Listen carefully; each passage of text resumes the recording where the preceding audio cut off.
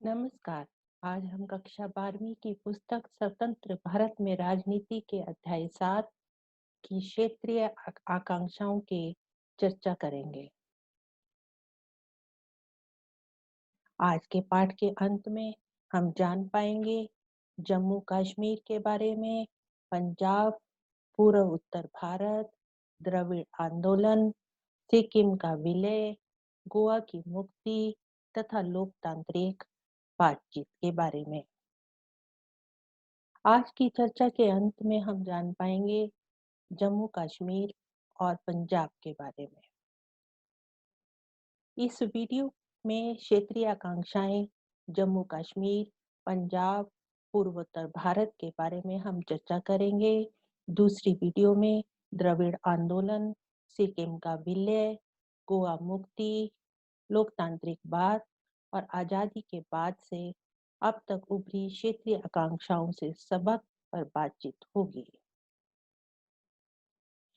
क्षेत्रीय आकांक्षाओं पर बात करते हैं। एक क्षेत्र विशेष के लोगों द्वारा अपनी विशिष्ट भाषा, धर्म, संस्कृति, भौगोलिक विशिष्टता आदि के आधार पर की जाने वाली विशिष्ट मांगों को क्षेत्रीय आकांक्षाओं के रूप में समझा जा सकता है। यूरोप के देशों में सांस्कृतिक विभिन्नता को राष्ट्र के लिए खतरा माना जाता है, परंतु भारत में विविधता की चुनौती से निपटने के लिए देश की आंतरिक सीमाओं का पुनर्निर्धारण किया गया है और सभी समूहों के व्यक्तियों को अपनी संस्कृति बनाए रखने का अधिकार भी है। भारत में सन 1980 के दशक को स्वायत्तता के दशक के रूप में देखा जाता है। कई बार संकीर्ण, स्वार्थी, विदेशी प्रोत्साहन आदि के कारण क्षेत्रीयता की भावना जब अलगाव का रास्ता पकड़ लेती है, तो यह राष्ट्रीय एकता और अखंडता के लिए गंभीर चुनौती बन जाती है। इस क्षेत्रीयता के मुख्य कारण है हमारे देश की धार्मिक विभिन्नता, सांस्कृतिक विभिन्नता, भौगोलिक विभिन्नता, राजनीतिक स्वार्थ, असंतुलित विकास तथा क्षेत्रीय राजनीतिक दल इत्यादि।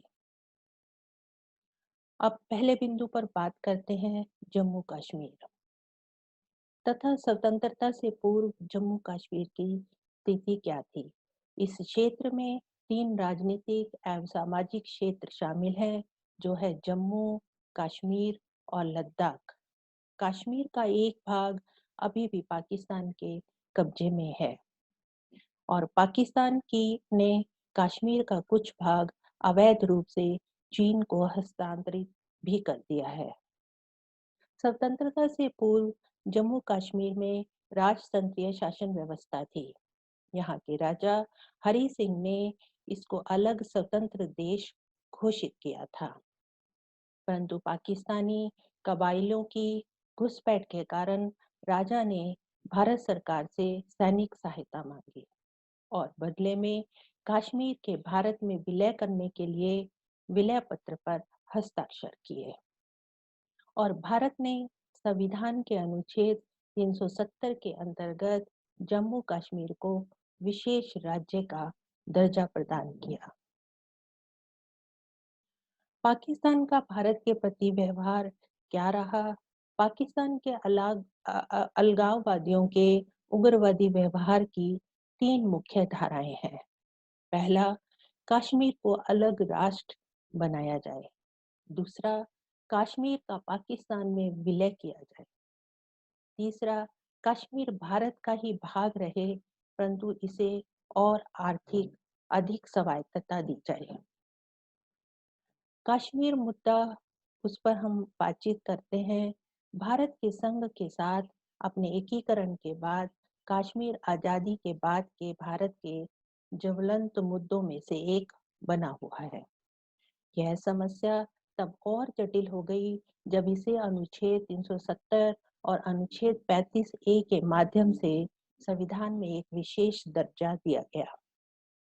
पूर्व में इसे अलग संविधान, संविधान सभा, ध्वज, मुख्यमंत्री के पद नामकरण, प्रधानमंत्री और राज्यपाल के पद का नामकरण सदरे रियासत के रूप में और राज्यों में संघ के अधिकांश कानूनों का कार्यान्वयन करने पर छूट आदि प्राप्त विशेष अधिकारों को वहां के लोगों ने अपना विशेष नागरिक अधिकार मानकर गैर कश्मीरियों को राज्य में संपत्ति खरीदने से रोक दिया। वास्तव में यह जम्मू और कश्मीर राज्य की विशेष स्थिति के खिलाफ था कि एक संविधान का हवाला देते हुए एक विधान, एक निशान, एक प्रधान के सिद्धांत के प्रचार के साथ अनुच्छेद 370 और 35 ए को निरस्त करने के लिए राजनीतिक हलकों में एक स्पष्ट आह्वान किया गया था, जबकि अन्य लोगों ने अनुच्छेद 370 और 35 ए की बराबरी संवैधानिक रूप से मान्यता प्राप्त अलगाववाद से की। इस पृष्ठभूमि के खिलाफ वर्तमान भाजपा की एनडीए सरकार के नेतृत्व में अपनी चुनावी घोषणा के प्रति अपनी प्रतिबद्धता को दिखाते हुए भारत में कश्मीर के एकीकरण के लिए जम्मू और कश्मीर पुनः गठन विधेयक प्रस्तुत किया और 5 अगस्त 2019 को कश्मीर से धारा 370 और 35 ए के उन्मूलन के लिए बिल प्रस्तुत किया गया और इसे बहुमत से भी पारित किया गया। यह विधेयक 6 अगस्त 2019 को लोकसभा द्वारा पारित किया गया। 9 अगस्त 2019 को राष्ट्रपति के आश्वासन के बाद धारा 370 और 35 ए को निरस्त कर दिया गया और इसके साथ ही यह राज्य जम्मू कश्मीर और लद्दाख 2 केंद्र शासित प्रदेशों में विभाजित हो गया। दूसरे बिंदु पर बात करते हैं पंजाब। पंजाब में अकाली दल का उदय 1920 के दशक में गठित अकाली दल ने पंजाबी भाषी क्षेत्र के गठन के लिए आंदोलन चलाया, जिसके परिणाम स्वरूप पंजाब प्रांत से अलग करके सन 1966 में हिंदी भाषी क्षेत्र हरियाणा तथा पहाड़ी क्षेत्र हिमाचल प्रदेश बनाए गए। अकाली दल से सन 1973 के आनंदपुर साहिब सम्मेलन में पंजाब के लिए अधिक स्वायत्तता की मांग उठी। कुछ धार्मिक नेताओं ने स्वायत्त सिख पहचान की भी मांग की और साथ ही कुछ चरमपंथियों ने भारत से अलग होकर खालिस्तान बनाने की भी मांग कर डाली। ऑपरेशन ब्लू स्टार के बारे में यहाँ पर बात कर रहे हैं। पंजाब में ऑपरेशन ब्लू स्टार एक ऐतिहासिक घटना है। सन 1980 के बाद अकाली दल पर उग्रपंथी लोगों का नियंत्रण हो गया था और इन्होंने अमृतसर के स्वर्ण मंदिर को अपना मुख्यालय बना लिया था।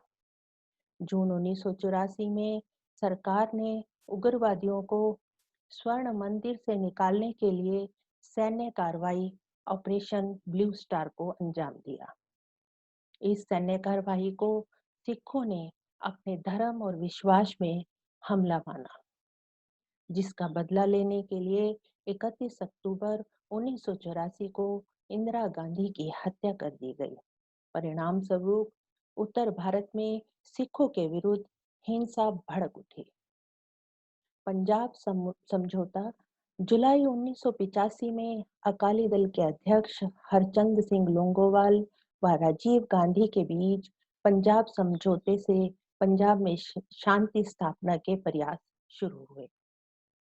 अंत में आज की चर्चा में हम जिन बिंदुओं के बारे में जान पाए वे हैं जम्मू कश्मीर और पंजाब। इस पाठ की पाठ्य सामग्री निम्न लिंक पर उपलब्ध है। अगली वीडियो में अगले पाठ पर चर्चा करेंगे।